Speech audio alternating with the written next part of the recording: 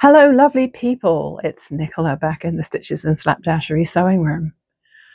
Cheers. I really don't know why I'm drinking hot tea. It's hot out there. The AC might be on, but I'm overheating as usual. But, you know, we Brits are addicted to our tea. So, what's up? Have you been doing anything fun? Hope you've been making stuff this week and using your creativity. You know that's a health thing, right? You know that we all have to have something to calm ourselves and center ourselves and act as a kind of meditation. And we crafters have the stuff that we make. And I think it's a good addiction to have. I know my description on YouTube says something about me being a makeaholic, which is very true. I am using my little beaded necklace that I made as a microphone holder today. I'm hoping that the sound is good today. I've been really disappointed with these microphones, and I realized maybe it's got something to do with the fact that there's no sort of little buffer, like no little foam topper on them, maybe. And so they pick up all the noises you don't want them to pick up on, as well as the ones you do. You get random crackles all over the place as well. Aside from that, I'm not here to whine. I'm here to have fun.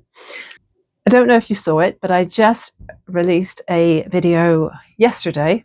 That would have been Friday the 29th of August, because I did an upcycling project. My son gave me an old laptop bag that was kind of a messenger bag style, and he wasn't using it. He'd inherited it from his oldest brother, and it was kind of grubby, and the back of the front flap of it had gone all abraded and rubbed off and not very sexy at all. So I ended up rescuing it before it went out in the trash, because it wasn't even good enough to go to a thrift store. I don't think anyone would have bought it in that condition. So I rescued it and I cut it up and I made it into something new. So I'll show you the finished object now, just so that you can get an idea of what I made. And if you want to see the whole process, you can go back and look at that video. So this is what it looks like. As you can see, I have dye all over my hands. I'll talk about that in a minute. So it was a Goya laptop bag with a beautiful flower type pattern on the front. I used this black pocket that was part of the bag to go on the back, and I had to sew a little bit on each side and on the top to make it the right size. And I used the original drawstring and cord stopper to finish off the top. So that was awesome. And then with the lining pieces, which were a little grubby, but I put the nicest ones on the outside. This one already had a pocket in it, a zipper pocket. And so I used that as the front. This is the back. It's got a little bit of writing on it. And made it into a zipper pouch. I just happened to have an orange zipper, which worked perfectly. I didn't fuss with zipper tabs or anything like that. It was just really quick and easy. And the best part of that, I showed it to my oldest son, who used to own that, and he wasn't interested in having it. I mean, he liked the result, but he didn't like say, yes, give me that. I want that bag right now. But the younger son, who had cleared it out of his bedroom a couple of days ago, grabbed the bag and said, do I get to keep this? And I'm like, if you want it, sure. And I was so pleased that he liked it. So yeah, it also means I don't have to find another home for it. So I'm really pleased he liked it enough to keep it now. It's probably a lot more usable in its current state than it was before. So I do have some dyeing footage to show you. Dyeing with an E, not just dyeing. I took some pieces of batting outside the other day, and my apron that I had sewn. I sewed an apron, I think at least a year ago, out of unbleached canvas, and I had dip dyed it with blue Rit dye, and I had sewed a cute little seahorse panel from a quilt cotton fabric on the front, and it was lovely. But because I've been using it so much, almost daily, it does have, or did have, some staining where I've been wiping my hands on the sides, you know, and it also got some orange dye on it when my friend and I were experimenting with the sun dyeing in my garden. So I bought these three bottles of RIT dye from Michael's the other day. I got emerald green, fuchsia, and teal. And so I ended up just laying them all on the ground out there. Well, I did put some plastic down on the concrete, but I still got a little bit on the concrete. But it'll weather off, I'm sure. And I just squirted dye on everything like crazy. And I did get some footage of that. So if it doesn't look too bad, I'll put that in. And then today, after it was all dry, I rinsed the batting pieces. And because there was so much dye in the water, when I was rinsing each batting piece, I put an extra new piece of batting into the water at the same time. So I didn't rinse them all at once, which was a good idea because the dye ran like crazy. So say I took the emerald one and I put it in the water, in a sink of warm water, and then the water was all green. So I put an undyed piece in as well. And so I've now got like a dark version and a lighter version of each one. So I've now got 8 pieces of batting. It was a cotton batting, but there was a polyester scrim, so a tiny bit of it won't have taken up any dye. But I think they look really pretty, and they're currently drying again outside, and we'll see how they turn out. And then the apron I put through on a quick speed wash with some laundry soap and warm water, I think. And that's currently hanging out on the line. I also got a bit of footage of that. And we'll see how they look when they dry.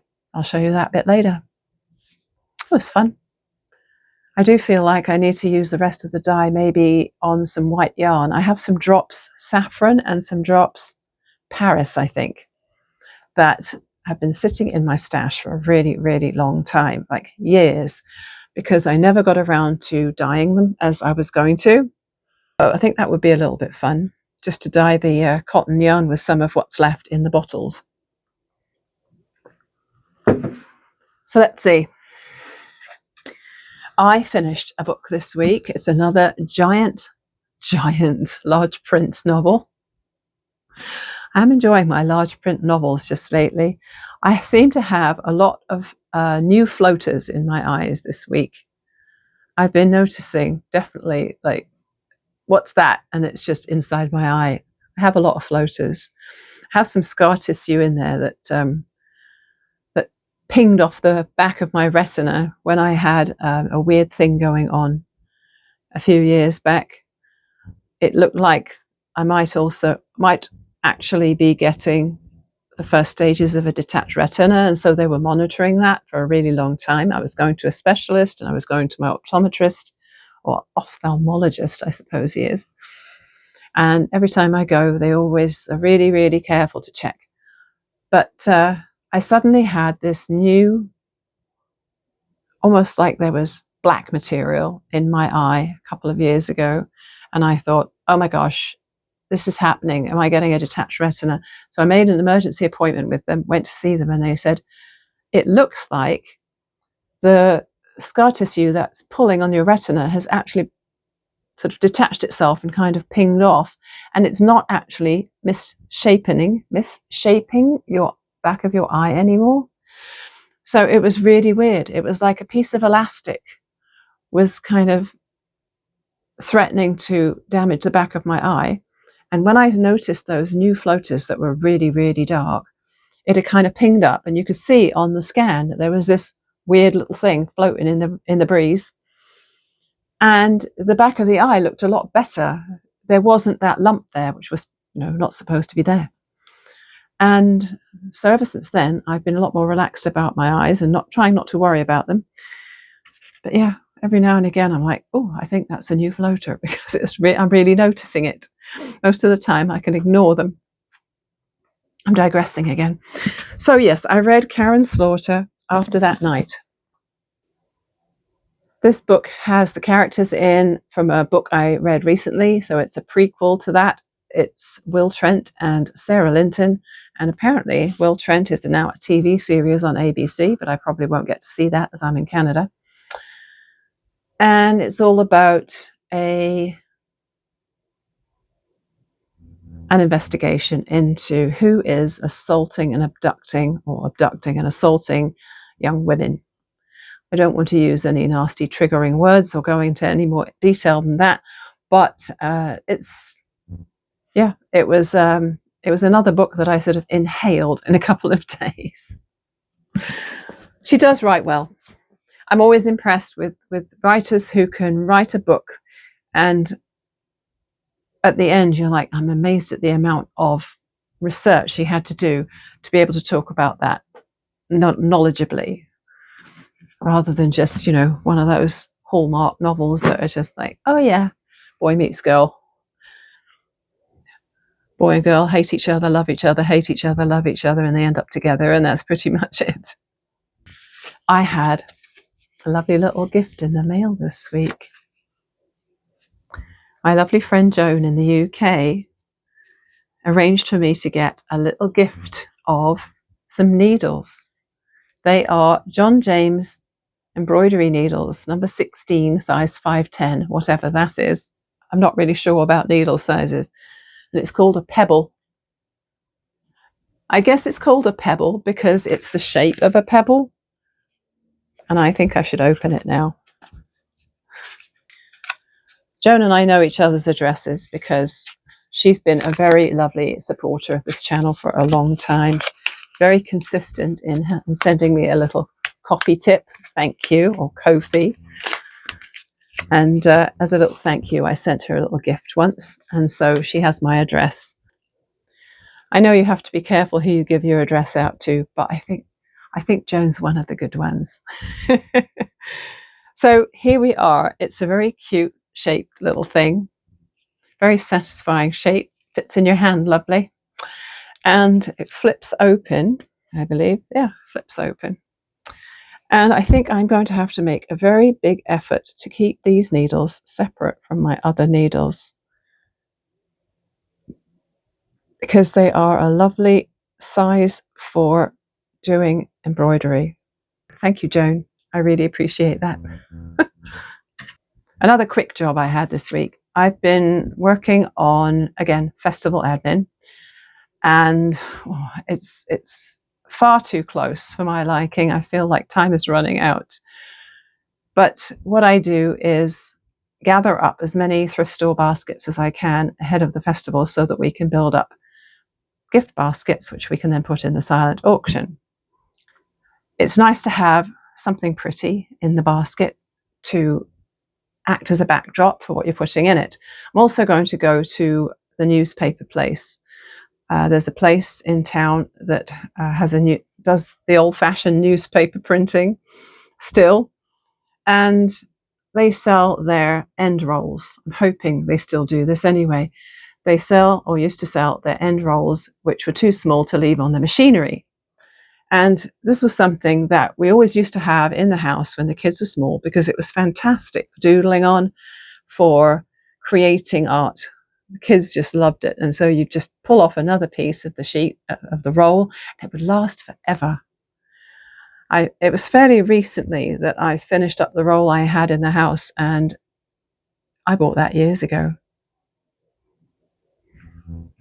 So what I'm going to do is I'm going to buy another roll of paper so that we can scrunch up paper, put it in the bottom of the basket, and put something pretty on top, and then put the product on.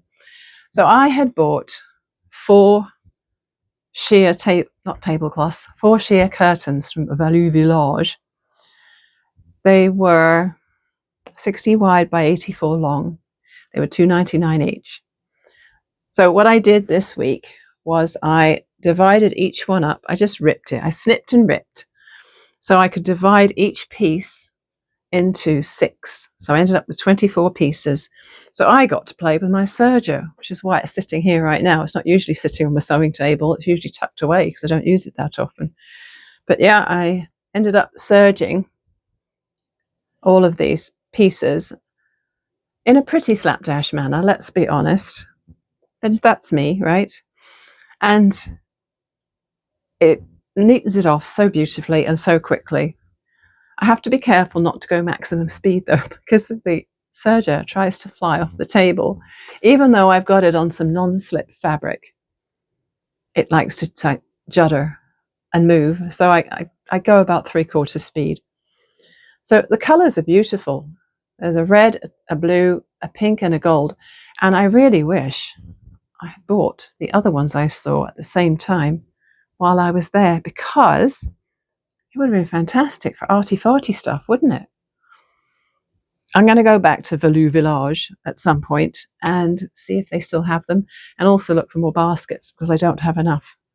Currently, there's a few of them cluttering up my floor here, and this is the downside to organizing the silent auction, is that I have to start collecting donations and then they start piling up in random places around the house, which is why I have started collecting the smaller items first, because otherwise I'll run out of space.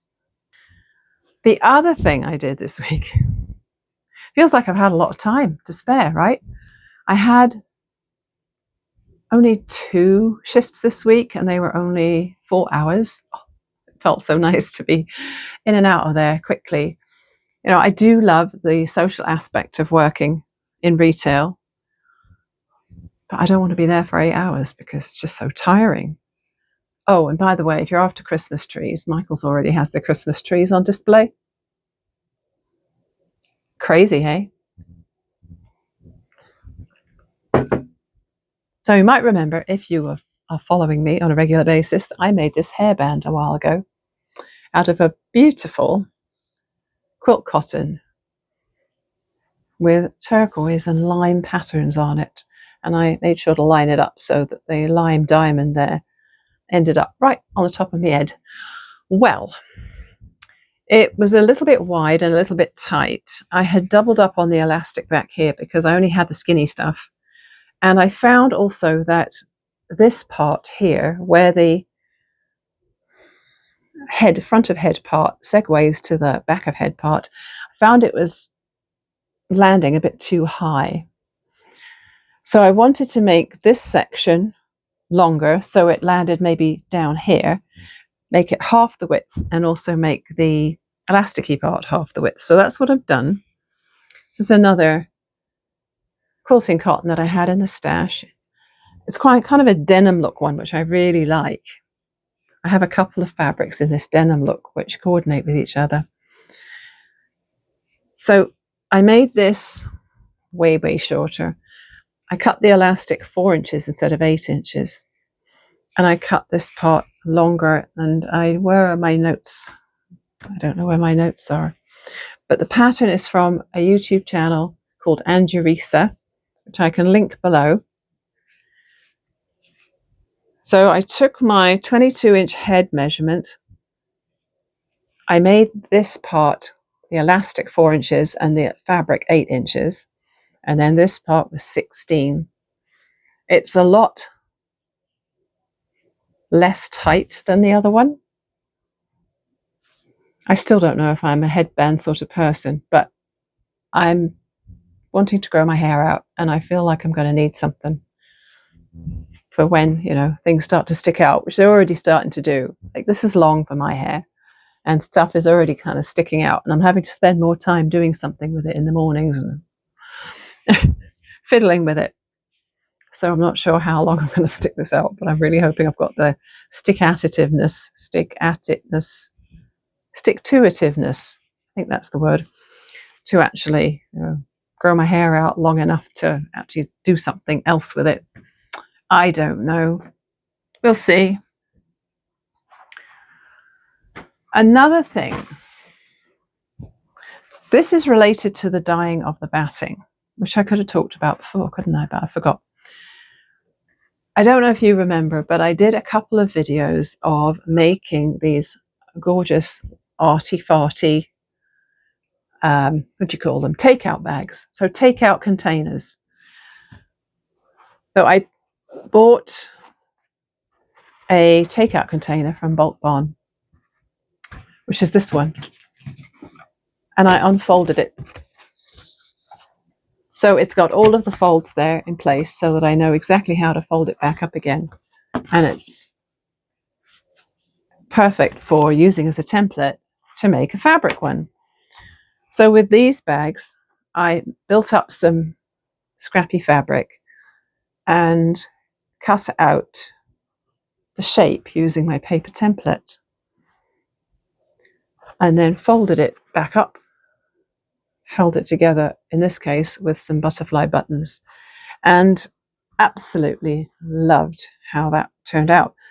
And then I made a more Christmassy one. So this one used Christmas fabrics and then a holly fabric on the inside, and then held together with these cute little wooden trees that my friend gave me. Isn't it lovely when you just get random stuff and you put it in your craft supplies and you're like, I'll probably find a use for that someday, and then one day you find the perfect project for it.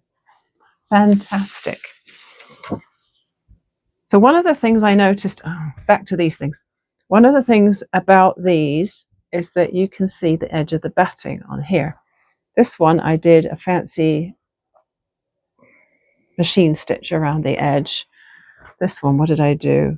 Oh, I did a fancy machine stitch around this edge too. And with some of the other things I've made, like this one here, this little scrap of fabric, I did a blanket stitch around it. But you can still see the batting, and that's why I wanted to dye some batting. So now we loop around back to why I was dyeing batting in the first place. Yeah. So what I'm hoping to do with that batting is build up some beautiful scrap fabric on it and make another take-out container or 3. I think they'd be lovely. But these guys were made with scraps and organza and machine stitching. But my next one, I want it to be a slow stitching project. So I am going to take one of my lovely colourful dyed bits of batting, put scraps on it, and then hand stitch all over it, because I have done a couple of slow stitching projects now and I am itching to get on with the next one. So I'm definitely feeling the pressure from my sweater over on my armchair over there. It keeps calling to me and saying, you're not paying attention to me. It's time you got going on your adding colours to it. And I know I need to do that. I'm going to start that. I'm not sure how much material I've got for this vlog, but maybe I can force myself to at least start the sweater embellishment. I don't know about you, but if I'm in doubt about how something's going to turn out, sometimes I talk myself out of starting, and all it takes is for me to just start. It's You Pick Peaches time.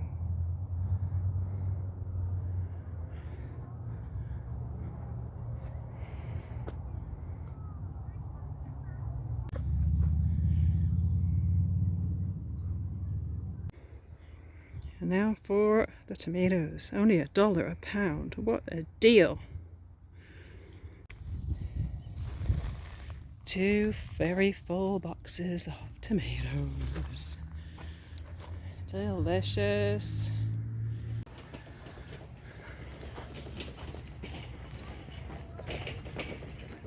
Beautiful flowers.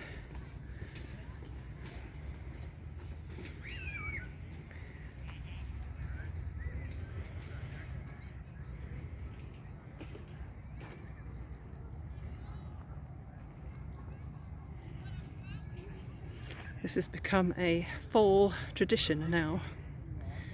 And it's almost fall after all. I'm currently outside the back of my house because I want to dye some batting to go in my arty-farty stuff. I'm soaking some of the cotton batting in some hot water here. I'm going to live dangerously a little bit today because not diluting this. I'm not adding salt. Just putting neat dye into my squeeze bottles that I bought years ago when I was dyeing a little bit of yarn just for fun. So I have Rit dye, which is just a regular one for natural fibres. That one's teal.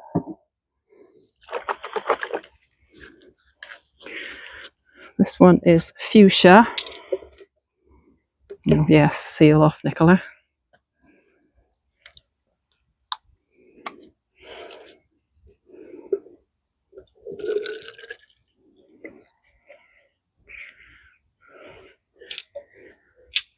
I probably could immerse the batting rather than squirt stuff on, but I thought this would be more fun.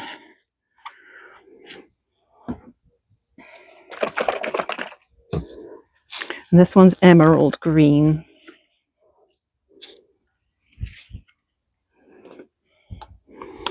I'm wearing my workout stuff. These leggings are my favourite, so I better not get dye on those.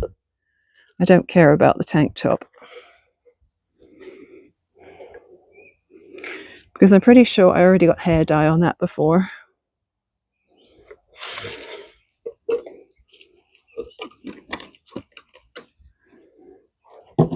I don't want to use all of this today, because obviously the batting is just small squares, like 15 or 16 inches square, so I shouldn't need it all. But I want to save some for re-dyeing an apron that I have that I'm currently washing to get any cooking stains out of as much as possible. So when that comes out of the washer, I can do that as well. So what I thought I would do is just lay this out and then squirt the colour on. This bag isn't as big as I thought it was going to be, but I figured it was a good idea not to put it straight on the concrete. Who knows how long the stains would have lasted on the concrete.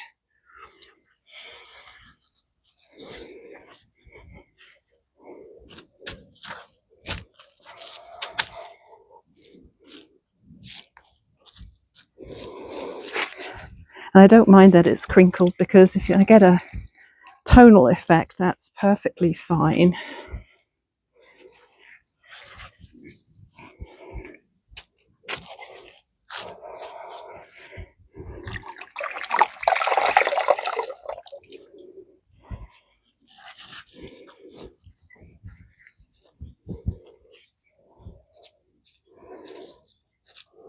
I'm going to do three with one colour only and one with all the colours.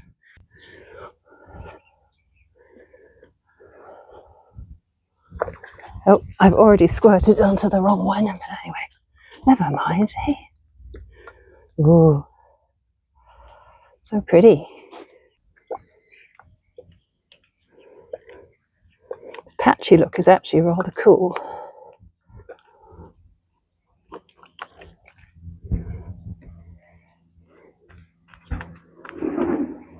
You'll have to excuse the gunshots in the background. That is not a gun, it is bird scarers from the nearby vineyard.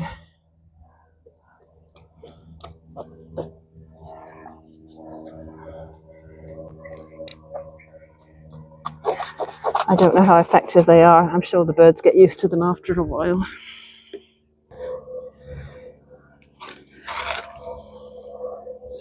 I think this is the emerald green. Whoops, so there it goes onto the concrete.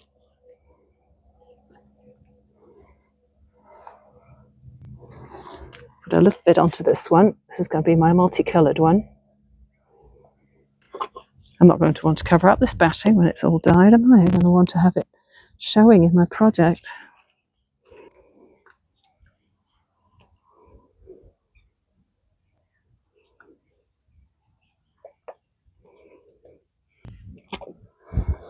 So how many millilitres are in there? 236 mils. So I've used 100 ml in each of those squeezy bottles. So I've still got over half the bottle left in each one.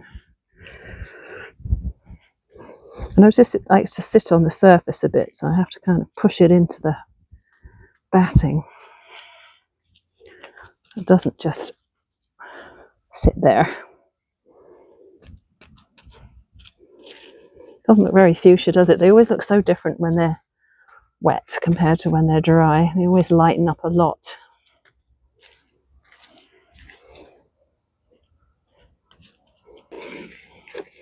So I think what I should probably do is just leave them here to dry and hope no birds come by and poop on them. Oh, there was quite a bit of colour left in there. I have a very blue finger. One of my gloves must have been leaking before. I want these to move off there for the sake of the apron. Maybe I don't, because if I put the apron on mucky plastic, it doesn't really matter. I would hang these on that sawhorse, but there's a very large spider living in that sawhorse right now. I think I need another piece of plastic.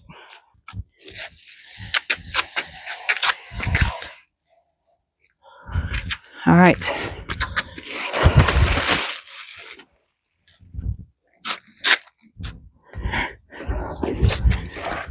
It's not going to completely fit on here, but never mind. So this just came out of the laundry. This is an apron. It used to be an unbleached canvas.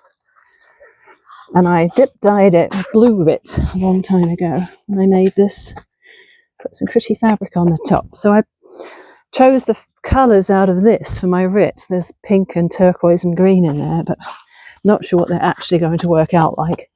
This orange is not food. It's RIT dye from my sun dyeing attempts, which didn't work.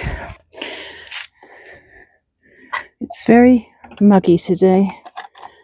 It's cloudy, but rather unbearably warm and humid and icky.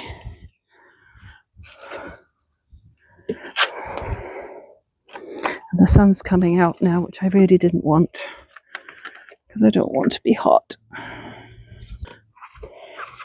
It's really just to try and blend in where this cooking stains won't come off, and the orange stains, I want them just to blend in. And we're just going to go a little crazy.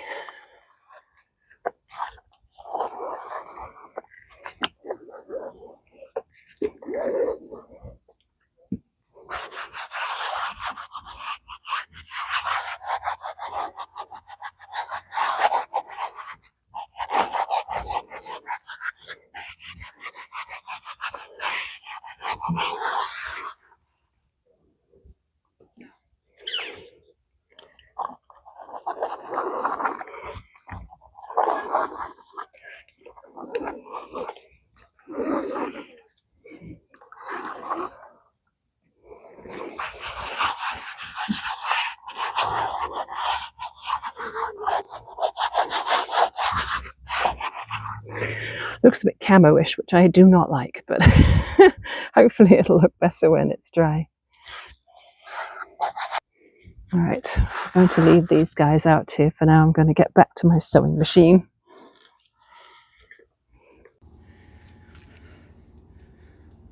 I rinsed the dyed bits of batting out, and they were leaking so much dye that I put a secondary plain piece of batting in there so it could suck up some of the extra.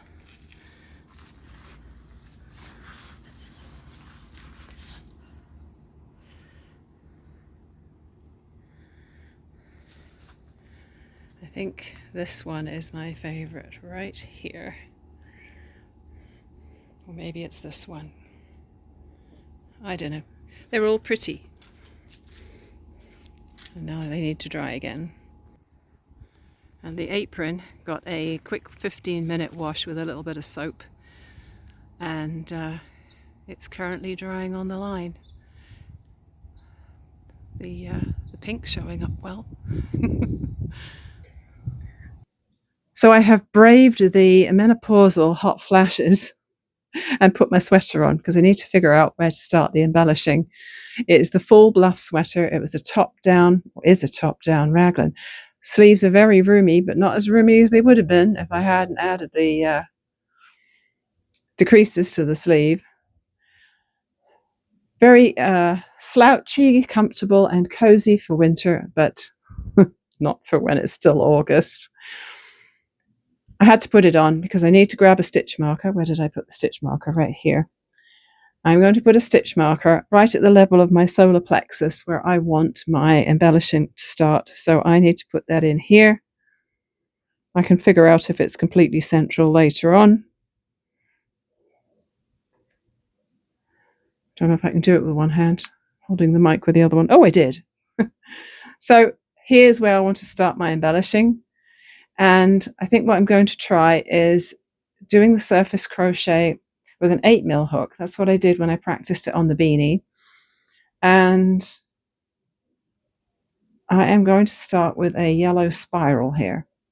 And then I will radiate out with the yellow, and then I will add all of the other colors at some point. So I found a plastic lid that was on one of my fabric bins, which should be perfect for sticking up inside the sweater when it's on the table, which will stop me from accidentally going all the way through 2 layers. But yeah, this is coming off ASAP.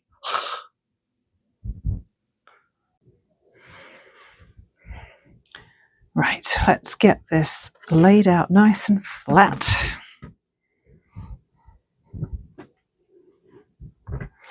Hoping this isn't going to be a total disaster. And if I decide that it is turning out to be a total disaster, I hope that I can pick out whatever I do and have it not look horrible where the stitches might be stretched out. That's where I need to start. I'm just going to make sure that's absolutely centered before I start. I've got a plastic lid here, which I stole from one of my fabric bins. That'll be a start. I don't know if it's going to be essential because I will have my hand under there when I'm doing the crochet. But anyway, let's see. Where's my center here? Okay. If you weren't around when I first started planning this sweater, then you won't know that this was a sweater I saw in a dream. It must have been a dream that I had late in the night or early morning, and that I must have woken up from that dream because I remembered this sweater, and what I wanted to do was recreate it in yarn.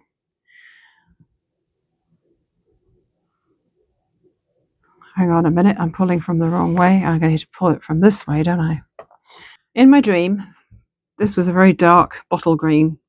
I don't tend to make green sweaters. I did make one once and I do like it, but very, very dark green. I don't think it's me at all. So I ended up buying this tealy coloured yarn from Wool Warehouse. It's, can I remember what it's called? Yarnsmiths Super Chunky.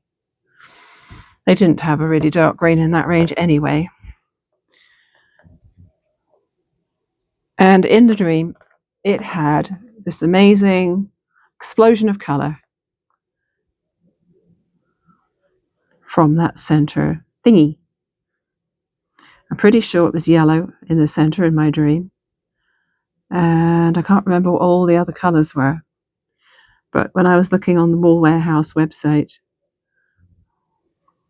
I went with some crazy bright colours, which you should be able to see right there. If the editing hasn't cut them out, let's bring them in just temporarily there. Those are my other colours, in addition to the yellow. So I was dreaming about it, and I bought the yarn for it, and found this really, really basic sweater pattern. And I made it a very slouchy size. She does say to do like, oh, I don't know, 6 inches of positive ease, 6 to 10 inches of positive ease, something like that. It's a lot. Not only that, but my gauge was off. Her gauge was tighter than mine, or is it the other way around? Anyway, my gauge was different. I had to make a different size. I did a little bit of math. I decided to follow the size that would give me the one I was looking for.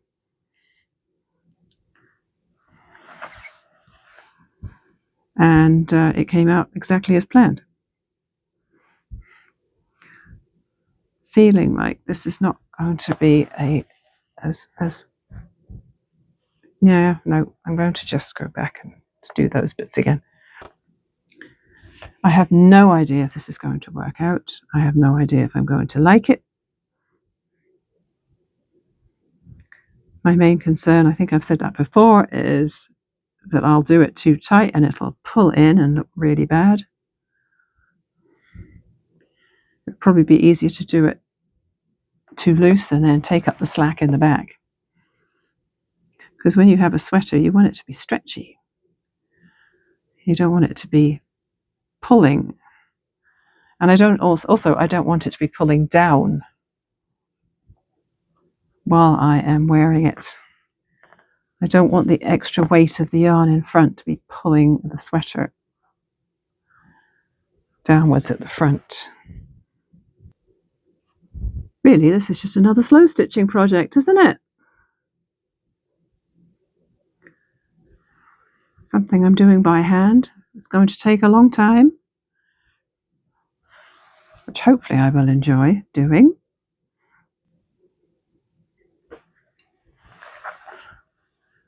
So Mr. Stitches and I did something we hardly ever do yesterday. We went to the movies. A friend of mine had seen a trailer for a movie called The Roses with Benedict Cumberbatch and Olivia Colman. And it was absolutely hilarious. I saw a few clips of it before we went, because there's been little snippets of trailers coming up on social media in the last couple of weeks. And my friend booked the tickets so that we'd all be able to sit together with her and her husband and her sister-in-law and Mr. Stitches and I. And oh, wow, we had so much fun. My friend is British, like me, and the fact that Olivia and Benedict, of course, are British was great. There was, I guess it wouldn't be for everyone, because there was a lot of swearing and a lot of edgy British humour. But we absolutely loved it. We were laughing out loud for a lot of the movie. It was so funny. So if you haven't seen it yet, I do recommend it, as long as you're not the pearl clutching type. If you like British humour, then you'll like this a lot.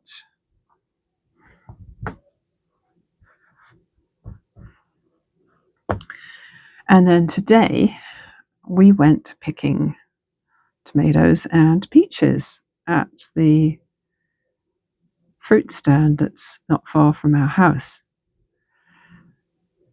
What we used to do as a fall tradition was we would drive south about an hour and a half to go to a fruit stand in a different town. And we would pick up a whole bunch of things, because fall is such a wonderful, wonderful time, isn't it, for fruit and vegetables? Everything's ripening and coming up so beautifully. And so we would go down to this fruit stand down south and then come back with a car full of tomatoes and squash and zucchini and goodness knows what else. And then in more recent years, we've been staying more local. And this place that we went to today, we went there last year. And we came home with lots of wonderful stuff. Today, our goal was to do you pick tomatoes and peaches. That was it. And we got 2 full boxes of tomatoes and 1 of peaches. The peaches were 12.5 pounds of them.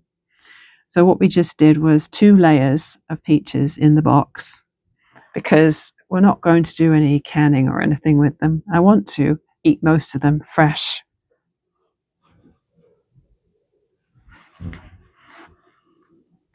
Because that's the way they taste best, right? They always taste best when they're just fresh and new. But if I start to struggle with using them up in time, I can always freeze some or maybe make some Maybe make some jam, like I made that apricot jam earlier in the year. That was so delicious. And every time I get another jar out of the freezer, it's just like, oh, I'm so glad I did this. Thanks, Pastor Nicola for doing such a wonderful job on making some apricot jam this year. So, yeah, 12.5 pounds of peaches. And we filled 2 boxes with the tomatoes, but piled them up. And they turned out to be a total of 37 pounds of tomatoes.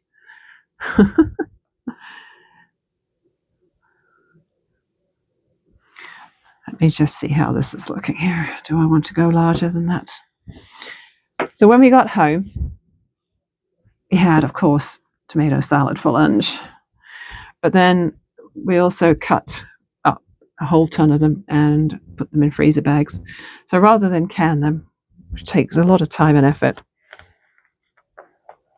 we just wash them, quarter them, and put them in freezer bags, and then put them in a small chest freezer in the basement.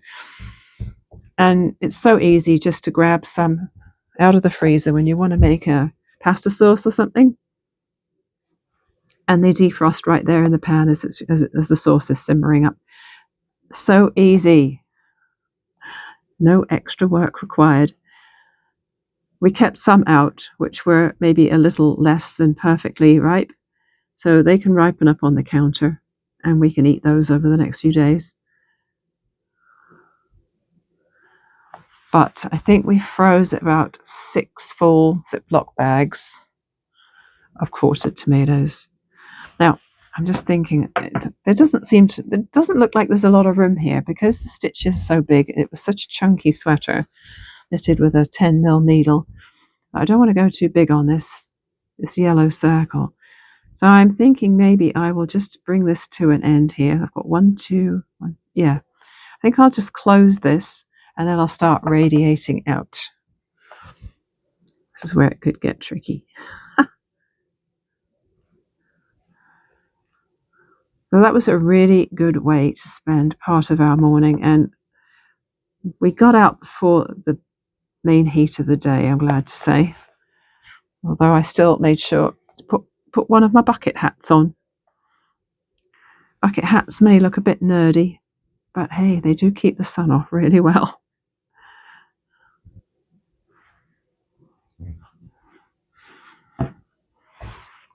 I did sew quite a lot of them last year. It's a holiday weekend here in Canada. It is Labor Day on Monday. And Labor Day is classically the last holiday weekend, or the last weekend of summer for most people. The kids usually go back to school after Labor Day. And we live in a place that's very popular for tourists. And once Labor Day hits, it's going to be blissfully less crazy for traffic around here. I just love September for the cooler weather, the darker evenings, the yarn crafts, where you can make stuff without just dreading being under a pile of yarn. Was it last year I did that cozy make-along? I think it was. Last year I ran a little make-along, and the only rules were that whatever you made had to be cozy and colourful, because it's so nice to be underneath a pile of yarn in the winter when it's cold outside, right?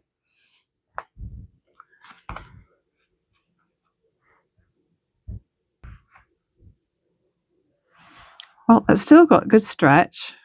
It's not pulling in. It's relatively straight. So I think I'm going to call that line done. I'm going to cut it and just finish that off. I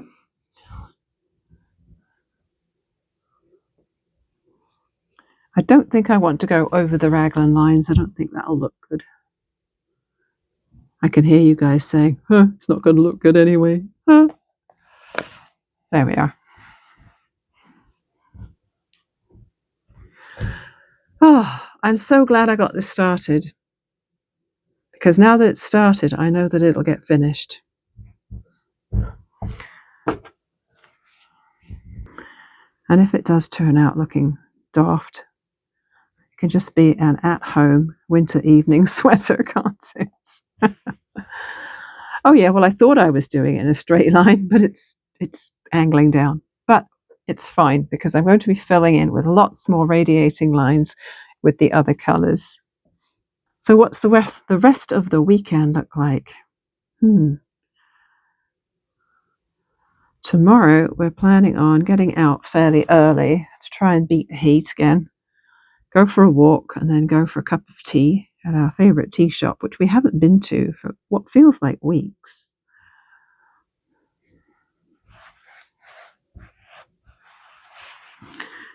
Apart from that, I'm not sure. I will definitely be wanting to come back down here and spend more time working on this sweater. So I think the main thrust this week for my crafting is going to be getting a lot of progress done on this sweater, and also getting that slow stitch project going with the dyed batting. I'm not going to fasten off any of these tails yet, because I want to be absolutely sure that this is staying in before I start doing any weaving in. I just ran out and got the apron and the pieces of batting off the line. The apron's kind of crazy, I'm warning you now. Well, you've already seen it in its wet stage. So here it is. I didn't add dye to the quilt cotton panel, but I think probably in the wash that it just bled onto there anyway. And look at that lovely fuchsia. So it's a bit crazy, isn't it? But I feel like I could use this apron for any activity now, and if I get any paint or dye on it, it's just going to enhance it even more. So that can go back to my kitchen now, and I can start using it for cooking again, because I always need an apron in the kitchen. I don't know about you, but I'm a very messy cook. In fact, I was wearing this top to cut up all those tomatoes earlier, and I think I splattered myself a couple of times. So I basically turned it around, and I'm wearing it the other way around because I didn't want you to see any stains. That's the beauty of this top. I made it to be reversible. I was really pleased with this top. I actually made it without a pattern too. One of my favourite tops. Anyway, here's the batting. This is my favourite one. So the one that I squirted all the fuchsia dye onto, came out, oh, gorgeous. It did get a little bit of blue on the edge when I was squirting dye on it outside on the concrete. But anyway, I think that is just so pretty. I don't want to cover it up. I just want to use it like that, and so that you can see it. I wonder if I could come up with a project where you don't actually sandwich it between any fabrics and you just get to see the batting. Probably could think up something. So when I was rinsing the dye out of that, I put the plain batting in with it. And so my secondary piece is a lighter color of the same thing, a lighter shade of the same thing. I love it. There is a little bit of polyester in there, as I said, and that will have resisted the dye, so you don't get a solid result, but I didn't dye it to get a solid result anyway. There's far more coverage of colour on here than I expected, because the way I squirted it on was pretty slapdash, of course. But yeah, I love that when I rinsed it out, it spread out and it filled in the gaps that I had left, because I didn't want white patches. So I absolutely adore that colour. Let's see, what next? The emerald and the teal have come out very, very similar. I can barely tell the difference. So Let me see. Yeah, barely tell the difference. Anyway, this is one. I think this might be the teal. Again, absolutely love it. After all, teal is my favourite colour. Can you tell? And this was the lighter version of it that was the side effect of rinsing this in with the plain bit of batting. Absolutely love that too. I think this was the emerald green. I may have got them mixed up because they look so similar now. So here's this one. Very pretty. Almost a tie-dyed effect. And this is the bonus one. So yeah, I got 8 pieces of batting for the price of 4. And I feel like I could have carried on dyeing other things with what was left in the sink. And then the one which I squirted all 3 colours on has blended beautifully into a multicoloured piece.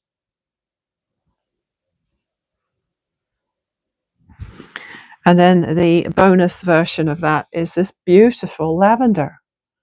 What a bonus that was! So pretty.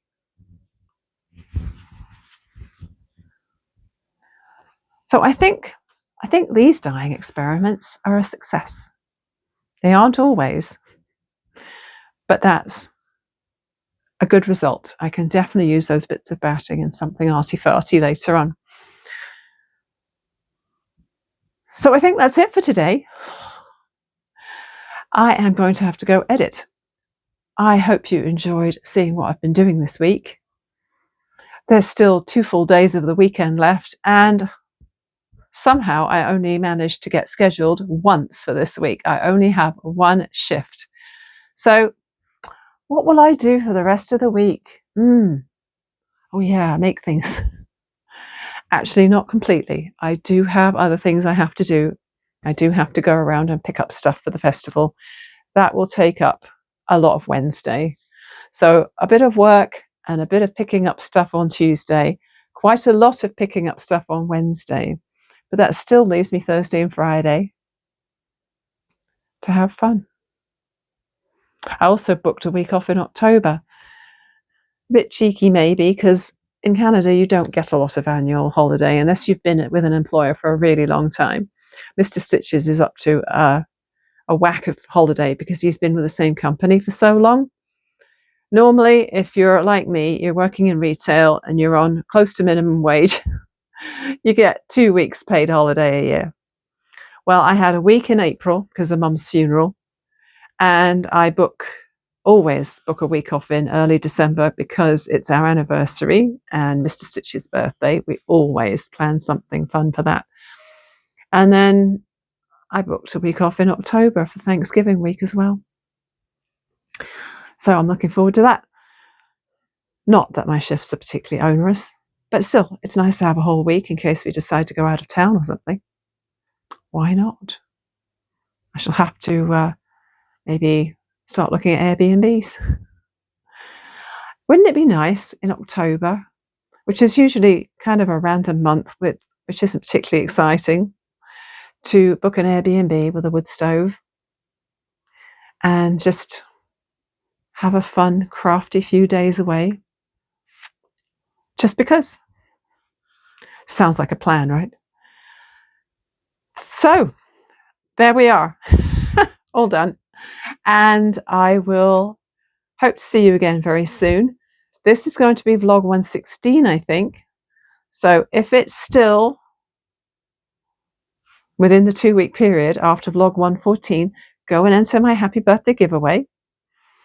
I haven't drawn for it yet. I published that, I think, on the 23rd of August, something like that. And I think the expiry date for entering the draw was the 4th of September, something like that. I'm not sure now.